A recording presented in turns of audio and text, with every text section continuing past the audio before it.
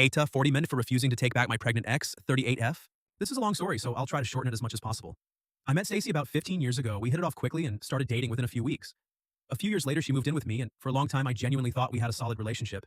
Like any couple, we had ups and downs. Around 4 years into the relationship, she cheated on me once. I stupidly gave her another chance and tried to move forward. Looking back, there were a lot of red flags that I either ignored or convinced myself weren't a big deal. Her phone was always locked down. The password constantly changed until she switched to fingerprint unlock. It never left her side, always had notifications turned off, and she became defensive anytime I questioned anything. Whenever I brought up concerns, I somehow ended up being made to feel paranoid or unreasonable. Then COVID hit, and like a lot of couples, we were suddenly around each other constantly. Honestly, things still weren't terrible at that point. We rarely fought. Around the same time, her father passed away and her mother started having serious health problems. I stepped up as much as I could. I drove them to appointments, helped financially when needed, and tried to support them however I could. Over time, though, things slowly changed. Stacy became increasingly distant. She stopped putting effort into the relationship. She forgot birthdays and anniversaries repeatedly. Her work schedule changed constantly, and she was spending more and more time on her phone. Meanwhile, I felt like more and more responsibility was being placed on me emotionally, financially, and practically. For years, I basically became the reliable one who handled everything.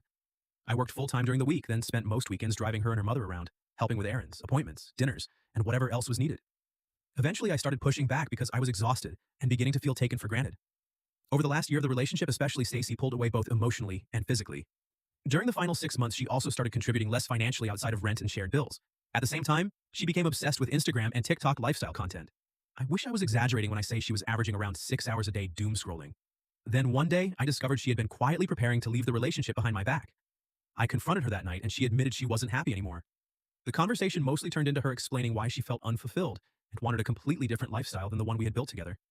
She talked a lot about wanting a more traditional wife lifestyle without children, where she could focus on hobbies and stop working altogether. A week later, she moved out.